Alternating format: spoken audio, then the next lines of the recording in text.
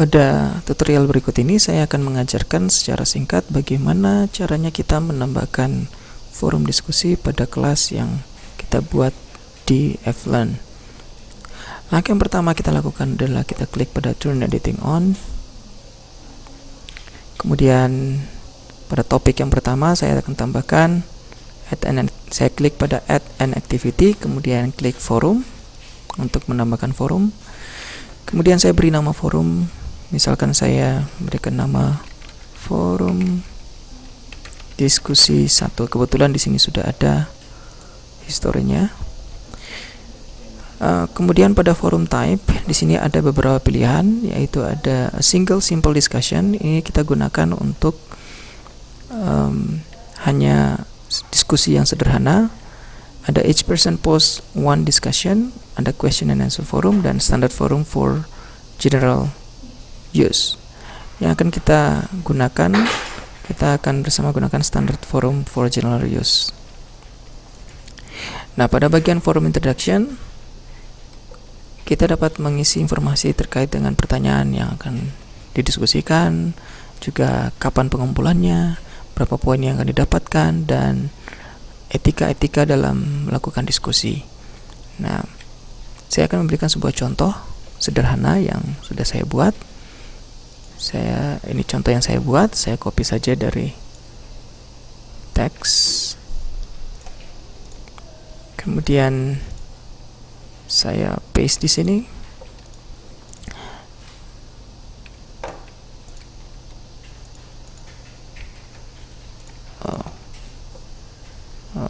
Maaf, ini ada terjadi perubahan layout.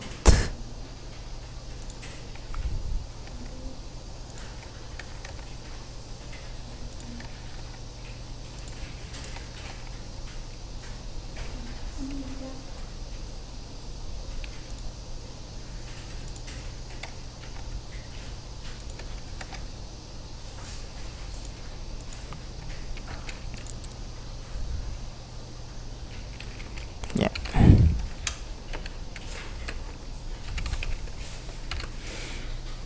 Nah, pada informasi yang saya berikan di sini saya bagi menjadi dua bagian. Yang pertama berisi sebuah pertanyaan dan mahasiswa diwajibkan mengumpulkan sesuai dengan waktu yang ditentukan. Dan setelah mereka menjawab pertanyaan ini, jika mereka menjawab maka diberikan 5 poin. Dan kemudian pada bagian kedua mereka diwajibkan untuk memberikan komentar kepada 5 temannya. Hal ini sangat baik dilakukan untuk membantu para mahasiswa untuk berpikir kritis terhadap jawaban teman. Di sini saya berikan poin 5. Nah, ketika kita sudah mengisi informasi ini, pada bagian read tracking for this forum kita bisa memilih on atau kita abaikan saja. Jika kita memilih on, maka mahasiswa akan mendapatkan notifikasi bila mana dia masuk ke Flearn tentang posting atau diskusi yang belum terbaca. Untuk maximum attachment size ini untuk bila mana dalam diskusi tersebut ada lampirannya. Misalkan jika ada mahasiswa yang mau melampirkan file atau dokumen sebagai respon terhadap jawaban yang diberikan, ya itu dapat kita tentukan batasan besaran file yang akan diupload. Kita bisa membatasi sesuai dengan ukurannya di sini, tapi biasanya saya memilih course upload limit, yaitu 32 MB.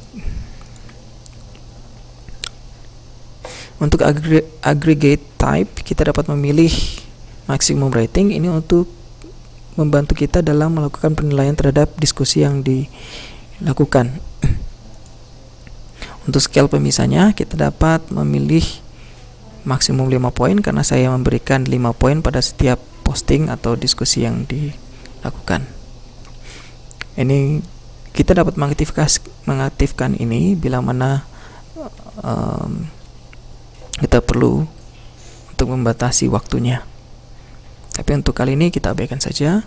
Kemudian group mode, ini kita wajib menggunakan separate group bila mana kita memiliki lebih dari lebih dari satu kelas di dalam kelas yang kita miliki.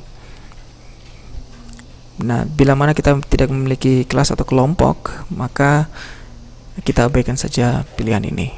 Kemudian kita klik save and return to course.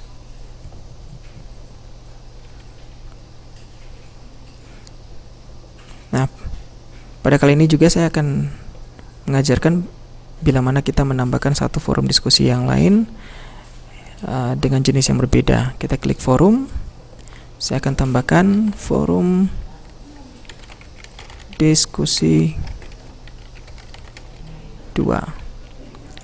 Nah, kali ini kita akan membandingkan dengan single simple discussion.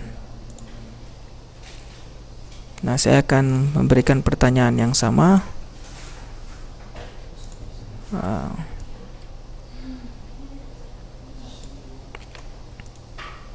Misalkan seperti ini ya. Mohon maaf lagi, ini ada terjadi perubahan layout.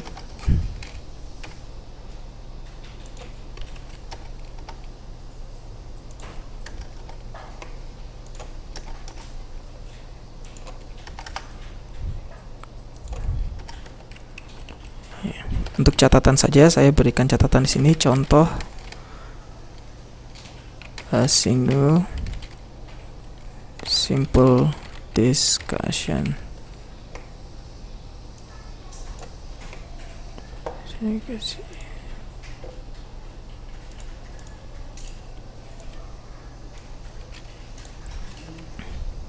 Ya.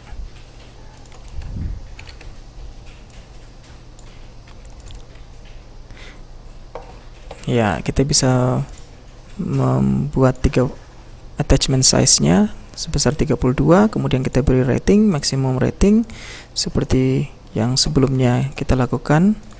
Kemudian abaikan saja group mode-nya, kemudian kita klik save and return to course.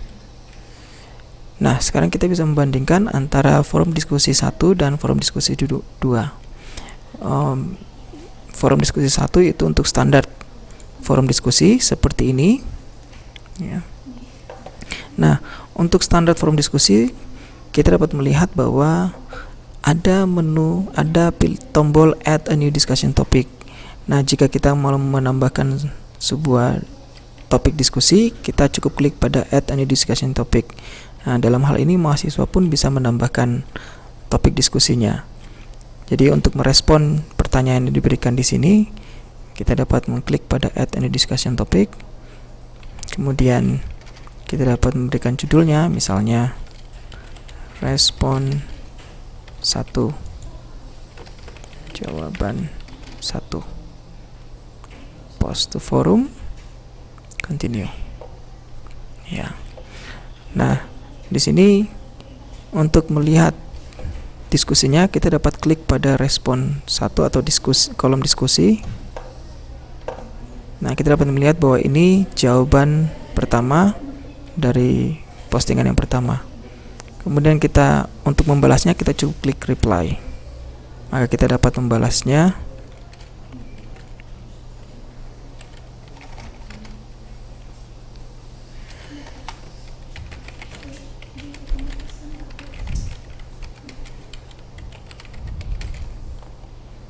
Nah, kita dapat memilih file untuk dilampirkan jika perlu. Kalau tidak, kita klik post to forum saja. Nah, kita ada batasan waktu 30 menit untuk mengedit kembali respon yang kita berikan. Nah, untuk merespon komentar terhadap respon 1 ini, kita dapat klik reply. Atau jika kita langsung mau respon terhadap jawaban 1, kita klik reply pada jawaban yang pada diskusi yang pertama. Nah, kembali lagi ke halaman depan. Untuk contoh yang berikutnya, saya akan berikan contoh untuk forum diskusi menggunakan simple discussion. Kita klik di sini. Nah, ini contohnya untuk membalas pada pertanyaan ini, mahasiswa atau dosen dapat mengklik pada tombol reply untuk membalasnya. dengan prosedur yang sama, dengan mengisi pesan, misalnya respon ya, atau kita pilih jawaban 1. Kemudian jika kita ada file yang dilampirkan, kita klik choose file, jika tidak kita post to forum.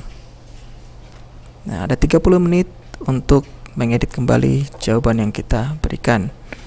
Nah, untuk membalas caranya sama seperti yang sebelumnya, dengan cara klik reply pada diskusi atau posting yang dilakukan. Saya berharap ini dapat bermanfaat bagi kita semua. Semoga sukses.